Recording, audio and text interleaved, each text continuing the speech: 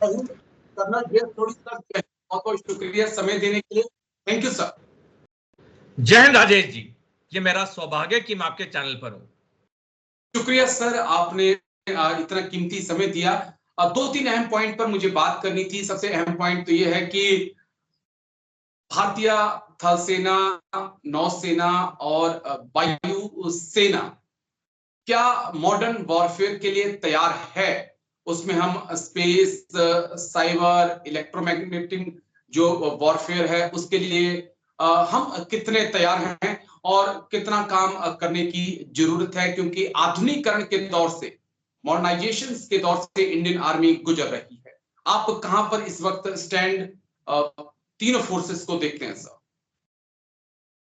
राजेश जी, हजारों साल पहले चाणक्य, जो कि एक स्ट्रैटेजिक स्पेशलिस्ट थे, उन्होंने एक टिप्पणी की थी। उन्होंने कहा था कि खजाने की ताकत से सेना की ताकत बनती है, यानी कि पैसा ही एक सेना को और ताकतवर और मजबूत कर सकता है।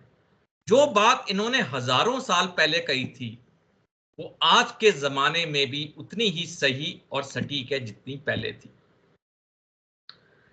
भारत की जो सेना है, जब मैं सेना कहता हूं तो इसमें थल सेना, वायुसेना, नौसेना तीनों शामिल होते हैं।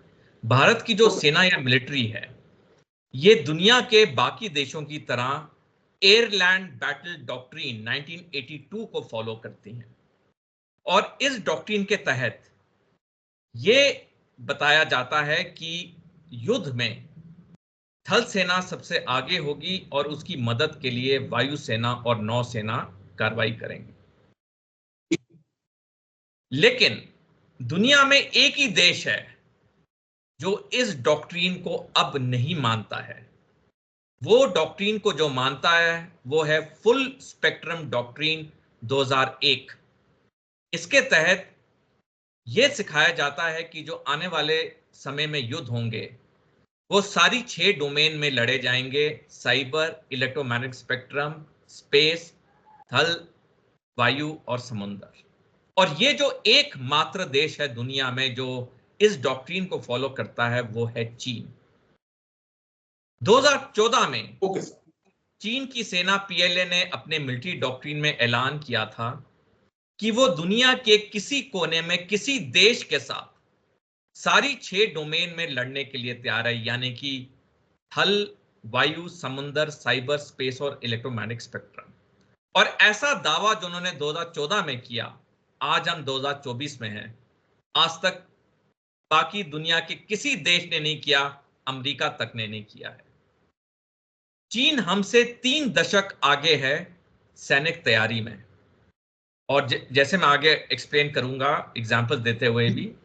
और अगर पाकिस्तानी सेना का भी चीन के पलड़े में ताकत जोड़ दी जाए तो ये पलड़ा चीन पाकिस्तान की तरफ बहुत भारी हो जाता है बनस्पत भारत। पिछले साल 7 अगस्त 2023 को जनरल एमएम नरावने, जो कि भारतीय सेना के 28वें सेना अध्यक्ष हैं और 3 साल पहले रिटायर हुए थे, उन्होंने एक लेख लिखा था जिसमें उन्होंने साफ शब्दों में लिखा है कि 2 फ्रंट वॉर भारत के लिए दिक्कत पैदा करेगी। यानी कि जो आने वाले समय में जो चीन युद्ध करेगा वो फुल स्पेक्ट्रम डॉक्ट्रिन 2001 के तहत करेगा, जबकि हमारी तैयारी जो है वो एयरलैंड बैटल कंसेप्ट डॉक्ट्रिन 1982 की है।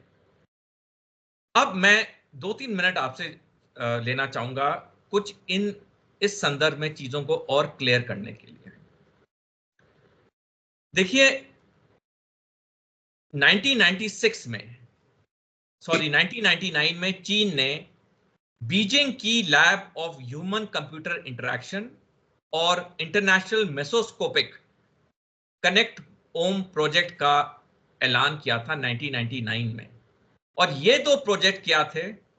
ये दो प्रोजेक्ट थे आर्टिफिशियल इंटेलिजेंस को विकसित करने के लिए। और 8 जुलाई 2017 को चीन ने ऐलान किया new generation artificial intelligence development plan का, जिसके तहत चीन ने कहा कि 2030 तक हमें दुनिया का नंबर 1 देश होना है आर्टिफिशियल इंटेलिजेंस में।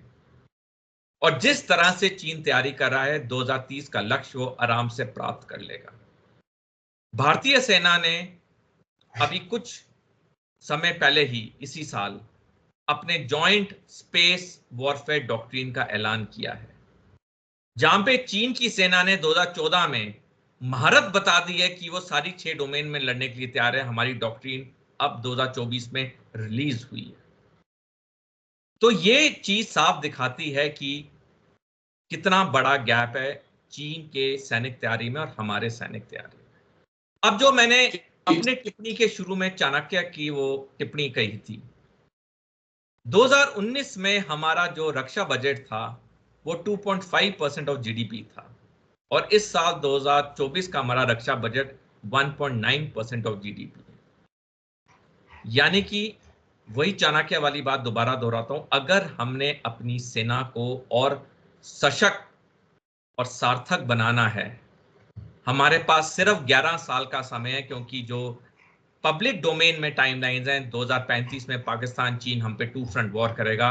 हमें अगले 11 साल अपना रक्षा बजट बढ़ाना होगा, अन्यथा हमारे लिए बहुत दिक्कत पैदा होगी। और मैं 1 मिनट और आपसे चाहूंगा, ये जो मैं बार बार ये 6 डोमेन की बात कर रहा हूं, ये 6 डोमेन का इंपॉर्टेंस क्या है, ये मैं आपके दर्शकों को बताना चाहूंगा, तभी वो हमारी डिस्कशन को अच्छी तरह समझ पाएंगे। इसके मैं 2 उदाहरण देना चाहूंगा। पिछले साल 7 अक्टूबर को जब हमास ने इजराइल में हमला बोला, सुबह 6:30 बजे से 6:50 तक 20 मिनट के लिए इजरायली डिफेंस फोर्सेस का पूरा इलेक्ट्रोमैग्नेटिक स्पेक्ट्रम जैम कर दिया गया। इजरायली सेना को पता ही चला कि इन 20 मिनट के अंदर 1000 से ज्यादा हमास का आदमी 15 मील तक उनके देश के अंदर घुस चुका है, कत्लेआम कर रहा है, खून की नदियां बहा रहा है। ये चीज हमास अकेले नहीं कर सकता था, ये चीज बहुत ही स्पेशलाइज्ड है, ये चीज चीन ने की है।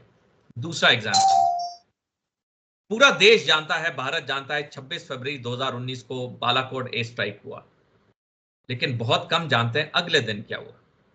अगले दिन 27 फरवरी को पाकिस्तान ने ऑपरेशन स्विफ्ट रिटॉर्ट किया, जिसके तहत पाकिस्तानी वायुसेना के 24 लड़ाकू विमान भारत के एयर स्पेस में जम्मू कश्मीर में घुस गए। उसी वक्त विंग कमांडर अभिनंदन, इंडियन एयरफोर्स के पायलट, उन्हें स्क्रैम्बल किया गया और वो अपने MiG-21 में उड़े इनको काउंटर करने के लिए। और उस वक्त पाकिस्तान ने पूरे जम्मू कश्मीर में हमारे वायुसेना का इलेक्ट्रोमैग्नेटिक स्पेक्ट्रम जैम कर दिया।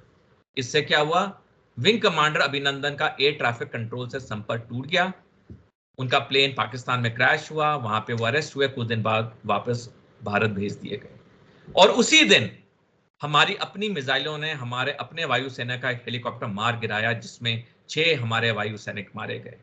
ये भी काम पाकिस्तान अकेले नहीं कर सकता है, ये चीन ने मदद की है। यानी कि अगर मैं इस पर्टिकुलर क्वेश्चन को समाप्त करना चाहूं, आने वाले समय में जब चीन युद्ध करेगा, वो हमारे कम्युनिकेशंस, हमारी इलेक्ट्रिसिटी ग्रिड, हमारे बैंकिंग सिस्टम सबको कोलैप्स करेगा, और बाद में जाके थल सेना, वायुसेना, नौसेना उसकी हम पे वार करेंगी।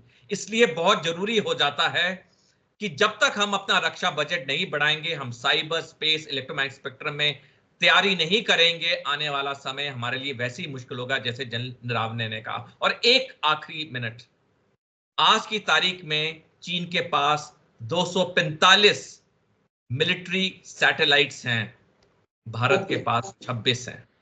तो आप सोच सकते हैं कितना अंतर है।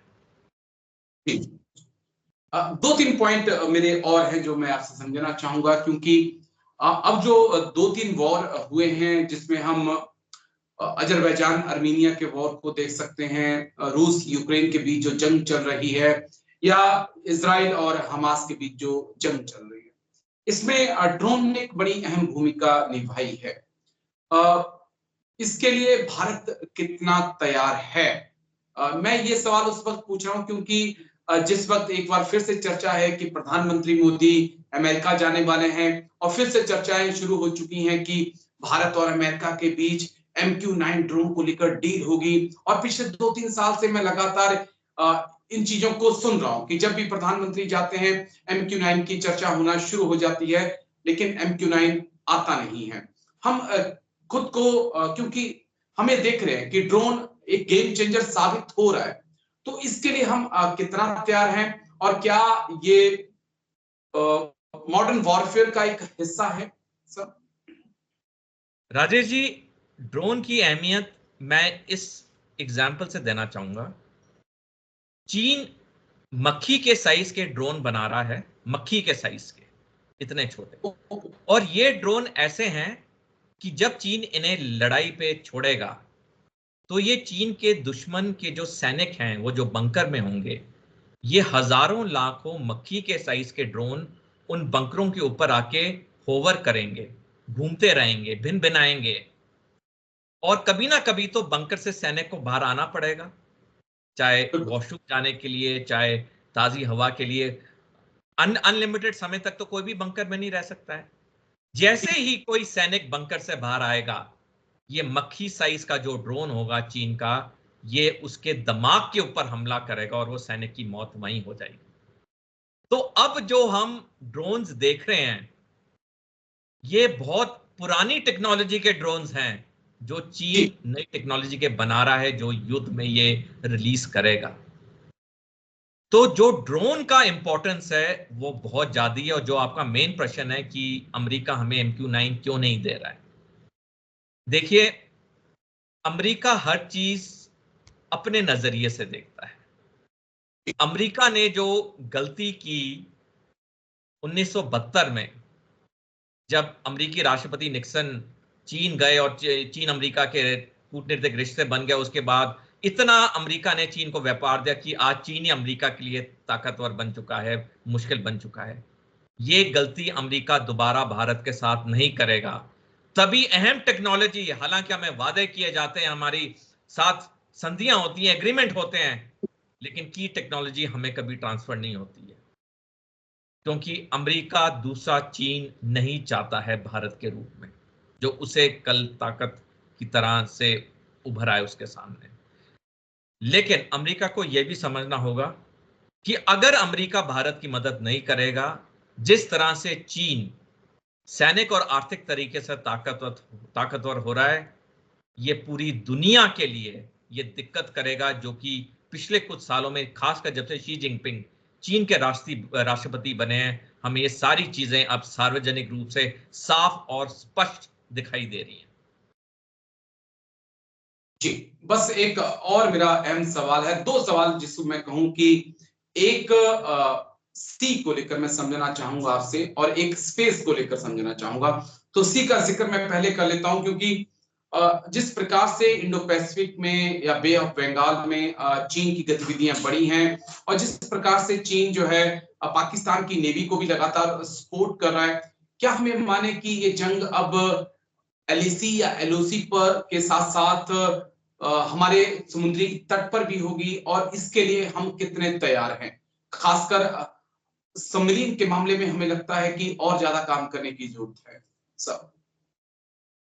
राजेश जी, 1829 में सर वॉल्टर रेलिग ने बयान दिया था कि जो देश समुद्र पे राज करेगा वो दुनिया पे राज करेगा, और ये बयान आज 2024 में भी उतना ही सही है जितना 1829 में था।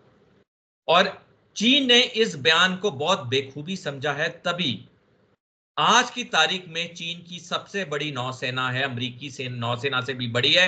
और जैसे हम बातचीत कर रहे हैं, अब चीन के 6 नेवल डॉकयार्ड्स में दिन रात 2 एयरक्राफ्ट कैरियर, 21 परमाणु पनडुब्बियां और 200 युद्धपोत का काम चल रहा है, जो 2030 तक कंप्लीट होना है। दुनिया के सबसे बड़ी नौसेना होते हुए भी इतने बड़े पैमाने में युद्धपोत, परमाणु पनडुब्बियां, एयरक्राफ्ट कैरियर बनना, ये कोई पार्टी या पिकनिक के लिए तो नहीं है, इसके सैनिक लक्ष्य हैं। और चीन को तो किसी देश से कोई डर है ही नहीं कि कोई देश चीन पे अटैक करेगा। आप चीन का नक्शा देख लीजिए, कोई देश उसके साथ, जो 14 देश हैं जिनका समुद्री जिनका लैंड बॉर्डर है, वो चीन पे हमला कर ही नहीं सकते हैं। अमेरिका तो हजारों किलोमीटर दूर है। चीन जो ये सैनिक तैयारी कर रहा है, खासकर से अपनी नेवी को डेवलप कर रहा है, ये सैनिक लक्ष्य के उद्देश्य से कर रहा है। और जैसे मैंने पहले कहा, नौसेना का रोल अहम है, लेकिन ये नौसेना का रोल बाद में आएगा जब साइबर स्पेस और इलेक्ट्रोमैग्नेटिक स्पेक्ट्रम ने अपना कहर बरसा दिया होगा। जो ये इजराइल हमस वॉर 9 महीने से ज्यादा चल रही है, रूस यूक्रेन वॉर 2.5 साल से ज्यादा चल रही है, इन दोनों युद्ध से चीन ने एक सबक और सीख ली है कि जब वो ताइवान के लिए 2027 में, स्पार्टले आइलैंड्स के लिए 2029 में पाकिस्तान के साथ भारत पे 2 फ्रंट वॉर करेगा 2035 में, ये 3 युद्ध बहुत छोटे होंगे, बहुत तीव्र होंगे, वो शॉर्ट और स्विफ्ट वॉर्स होंगी। और चीन शॉर्ट और स्विफ्ट वॉर तभी जीत पाएगा जब वो साइबर, इलेक्ट्रोमैग्नेटिक और स्पेस में वो कहर बरसाएगा, ताकि जो उसके दुश्मन देश हैं उनमें टोटल डिसकंट्रोल हो जाए, टोटल क्योस हो जाए, और फिर वो थल सेना, वायुसेना, नौसेना का इस्तेमाल करेगा अपने सैनिक लक्ष्य प्राप्त करने के लिए। उस वक्त उसकी नौसेना का बहुत काम आएगा, क्योंकि जब वो अरुणाचल प्रदेश के लिए हम पे जंग कर रहा होगा तो ये नौसेना जो चीन की है, ये बे ऑफ बंगाल, अरेबियन सी में आके हमारी नौसेना को ललकारेगी। तो हमारे जो पूरा फोकस होगा नौसेना का, वो इन एरियाज पे होगा, इनको डिफेंड करने के लिए। तो हाँ, बहुत जरूरी है नौसेना, लेकिन इसका जो भूमिका आएगी वो cyber space, electromagnetic spectrum warfare के बाद आएगी। जी, बस एक आखिरी सवाल, स्पेस वॉर के लिए हम कितने तैयार हैं सर? क्योंकि स्पेस का जिक्र आपने बहुत किया, सैटेलाइट चाइना के पास हमसे ज्यादा हैं और टेक्नोलॉजी में भी चाइना हमसे बहुत आगे है। स्पेस एक अहम पहलू है आने वाले वक्त में, तो इसके लिए इंडियन डिफेंस कितना तैयार है और कितना काम करने की जरूरत है?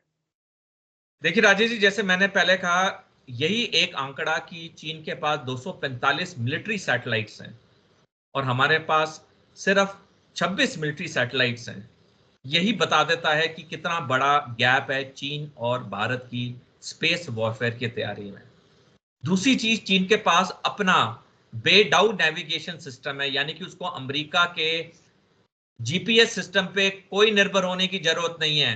वो अपने नेविगेशन सिस्टम को यूज करेगा और कर रहा है आजकल। हम अमेरिका के जीपीएस को यूज कर रहे हैं। हालांकि हमारा नेविक डेवलप हो रहा है, लेकिन वो अब डेवलपमेंट स्टेज में है। हमें ये भरोसा नहीं है कि कल अगर हम पे युद्ध होगा, अमेरिका क्या वो जीपीएस का बटन ऑफ कर देगा हमारे लिए या नहीं, हम इसकी कोई गारंटी नहीं है।